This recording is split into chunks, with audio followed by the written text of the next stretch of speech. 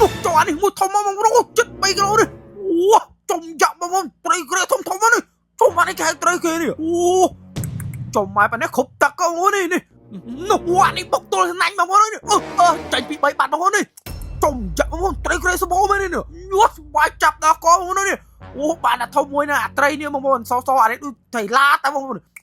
ចុំយ៉ាអូបងប្អូននេះនោះចុំយ៉ាបងប្អូនអានេះធំអូនោះវាបងលងទឹកបងប្អូនត្រីចេះលងទឹក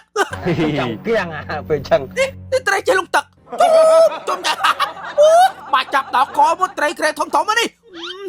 បាយមកវិញបាយកង់អស់ពីរ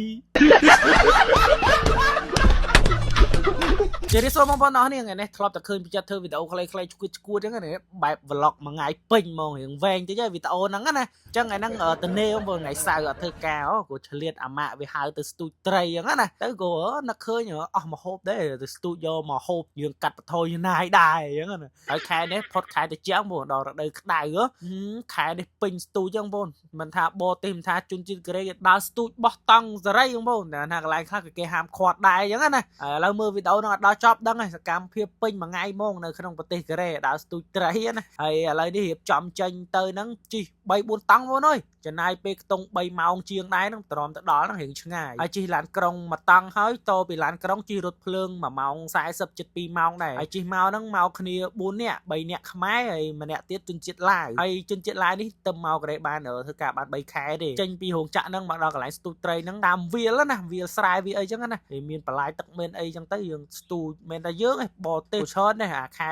នេះផុតខែតិចអញ្ចឹងតាមផ្លូវបងប្អូនអើយឡើងសិជ្រិចអានេះយើងទៅថ្ងៃអញ្ចឹងអត់ទាន់មានមនុស្សទេអញ្ចឹងជិះដើរមើលបងប្អូនអានេះទេសភាពនៅប្រទេសកូរ៉េណាស្រុកស្រែបងប្អូនមើលតែផ្លូវបងប្អូនអើយនេះសំបីតែស្រុកស្រែចាក់ប៊ូតុងដែរបងប្អូននេះមានកណ្ដុះមានអីដូចផ្លូវជាតិចឹងនេះឲ្យមិនត្រឹមតែបងប្អូនអូសិតតឡាននេះយកជួស្រែជួអីនេះឥឡូវជិះចំណាយពេលខ្ទង់កន្លះម៉ោងដែរបានទៅដល់កន្លែងស្ទូចត្រីណាឥឡូវហ្នឹងមកដល់កន្លែងស្ទូចត្រីដល់កន្លែងតំបន់យើងយើងស្ងាត់នឹសដែរបងតាមកពិតបងសណាញ់ស្ទូចត្រីកន្លែងនេះគេ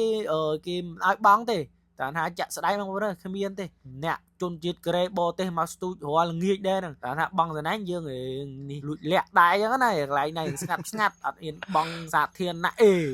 យាយថានេះមានលួចមានអីទេអានេះយើងដើរសេរីយូ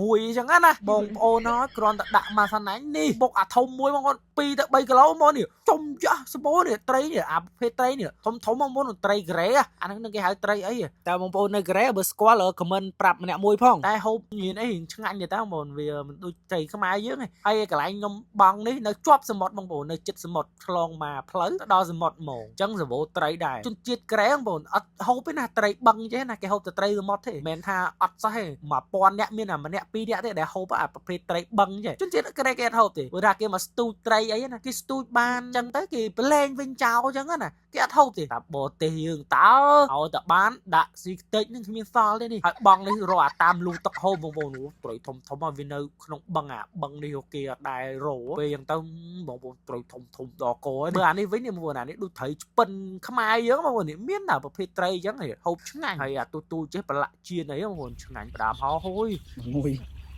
ត្រីមិញមូបងម៉ែសឹកត្រីចិត្តមូលេងទៀតរួច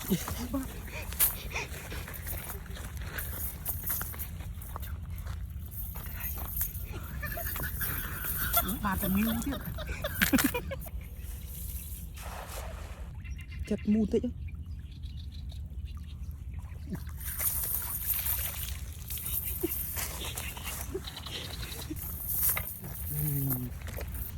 ត្រីកូរ៉េមុខចឹង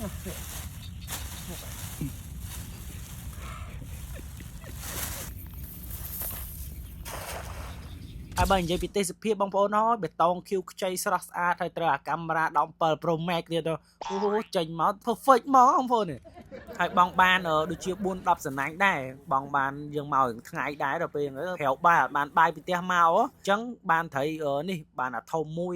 ទូចបាន4-10ដែរអញ្ចឹងក៏រៀបចំនាំគ្នាហូបបាយមួយសាសិនអញ្ចឹងណាហើយមកហ្នឹងទិញមាន់2បងប្អូនមកបងត្រីស៊ីមាន់ទិញមាន់ពង2ឲ្យដាក់បាយទឹកលក់ដាក់អីទឹកក្រូចទឹកអីមកផឹកអញ្ចឹងណាយើងបែបលក្ខណៈឈាអីមកបែបលក្ខណៈសុកស្រែអញ្ចឹងមកអូតបេះបងខានទទួលអារម្មណ៍បែបនេះជាង2 ឆ្នាំ ចាំហើយនេះឥឡូវនេះរៀបចំហូបហើយនេះជនជាតិឡាវបងចាំខ្ញុំសួរបាយឡាវគេថាម៉េច Cambodia bài lao sư Irumi mồi á này ý cờ hả khâu khâu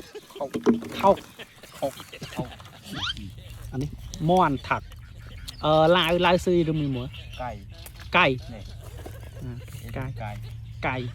តទៅយើងបានហូបបាយហើយបានធ្វើការជិះកង់តាណាកំសាន្តទៅលេងមាត់សមុទ្រម្ដងមកដោយសារកន្លែងស្ទូចត្រីហ្នឹងនៅជាប់មាត់សមុទ្រដែរបងប្អូននៅឆ្លងមកផ្លូវទៅដល់មាត់សមុទ្រមកហើយដល់ពេលឃើញទឹកសមុទ្រអញ្ចឹងនឹកក្មេងតូចការទៅលេងកោះរ៉ុងបងប្អូននឹកមែនដែរនេះបន្ទាប់ពីអង្គុយលេងមាត់សមុទ្រហើយជិះមកផ្ទះវិញបងប្អូនផ្ទះឃើញកន្លែងលូហូរទឹកនេះបងប្អូននេះត្រីវានៅលើឡាយនេះហែលក្លេកក្លុកនៅឡាប៉ុណ្ណានៃនេះ អូសំណាងបងប្អូនអើយចេះរួចកុំអីត្រូវបោះបច្ចិតទៀតបាត់តែត្រីនេះវារត់ទៅបាត់វាលឺមាត់ឥឡូវនេះរៀបចំចេញតាណាទៅផ្ទះវិញចង្រៃដល់កងបងថ្ងៃហ្នឹងត្រីបងក៏មិនសូវបានហើយទូរស័ព្ទជ្រុះចេះទៅរកឃើញឲ្យត្រឡប់មកផ្ទះវិញបែកកង់អស់ពីរទៀតនេះយើងជិះមកកន្លះម៉ោងអពេលបច្ចេទៅមិនណាយអី1ម៉ោងជាងបានទៅដល់ឲ្យទ្រាំតែមកដល់ផ្ទះ ជីពីផ្ទះអាម៉ាមកដល់ផ្ទះខ្ញុំហ្នឹង3ម៉ោងជាងទៀតបងប្អូនឡើងម៉ោងម៉ាន់10ជាងនេះជិត2 10ប៊ីសដើរទៀតតើឡានក្រុងគេបិទម៉ោង2 10ចេះមិនណាវមកបានព្រះអង្គច័ន្ទមនីជួយដែរ ហើយមកដល់ផ្ទះហ្នឹងចែកត្រីគ្នាបានម្នាក់ខ្ទង់ពី3 4គីឡូដែរអញ្ចឹងណាតែថាចង់ដឹងថាត្រីច្រើនអត់ចាំមើលទាំងអស់គ្នាតែឥឡូវហ្នឹងសូមប្រម៉ូទផលិតផលមួយសិនវាមិនមែនជាផលិតផលទេជាហាងទូរស័ព្ទអញ្ចឹងសម្រាប់បងប្អូនយើងនៅកូរ៉េណាដែលចង់បានទូរស័ព្ទមិនថាប្រភេទ iPhone Samsung ថ្មីមកទឹកបៃដូរចង់បង់មលុះអីណាក៏មានសេវាកម្មបើក SIM ភ្ជាប់ LINE ផ្ដាច់ LINE ផងដែរអញ្ចឹងបងប្អូនអាចមករកបាននៅហាងទូរស័ព្ទដៃស៊ីតូចំណាប់នេះបានចំពោះទីតាំងហាងអីខ្ញុំលម្អិតជូននៅខាងក្រោម comment ហើយនេះត្រីដែលយើងបានចែកគ្នាម្នាក់បានមកថងខ្ទង់ 3 4 គីឡូដែរអញ្ចឹងណាមើលនេះខ្ញុំយកអាធំមួយនឹងអាតូចបាន4 10ត្រីដែរយកទៅគាត់ពងហូបអញ្ចឹងណាហើយអាត្រីធំនេះខ្ញុំយកនេះសម្រាប់ចិត្តថាស្ងោរជ្រក់អញ្ចឹងណាកាត់វាជាកង់អញ្ចឹងទៅយើងដាក់ឆ្នាំងនេះស្ងោរជ្រក់ទៅគាត់ហូបបានទឹកហត់ហើយចំពោះត្រីទូចនេះប្រឡាក់យើងប្រឡាក់ហាលដាក់ឲ្យក្រៀមទៅយើងចៀនអញ្ចឹងណាឆ្ងាញ់បងប្អូនចូលចិត្តនិយាយរួមក្រៀមក្រោះចូលចិត្តផ្ដាំហីដោយសារត្រីនេះវាធំពេកអញ្ចឹងយើងងាយស្ងោរជ្រក់ទៅនងតិចបានទឹកហត់ហើយក៏ស្ងោរជ្រក់ឆ្អិនបានមួយចាននេះបងប្អូនហើយអញ្ចឹងវីដេអូយើងមានតែប៉ុណ្្នឹងទេអរគុណច្រើនសម្រាប់ការទស្សនាវីដេអូនេះពីដើមរហូតដល់ចប់អញ្ចឹងសម្រាប់បងប្អូនដែលមើលដល់ចំណុចនេះអាច comment បេះដូងពណ៌បៃតងមួយផងដើម្បីឲ្យខ្ញុំដឹងថាមនុស្សប្រមាណអ្នកដែលមើលវីដេអូនេះដល់ចប់អញ្ចឹងអរគុណច្រើនហើយកុំភ្លេចចូលទៅ subscribe channel YouTube ខ្ញុំមួយផងទៅទៀតហ្នឹងខ្ញុំ focus ទៅលើវីដេអូបដេកទៅលើ YouTube វិញហើយអញ្ចឹងបងប្អូនដែលមិនទាន់ subscribe ណាភ្លេចចូលទៅ subscribe channel YouTube មួយផងខ្ញុំដាក់ខាងក្រោម comment ក៏ដូចជានៅលើវីដេអូហ្នឹង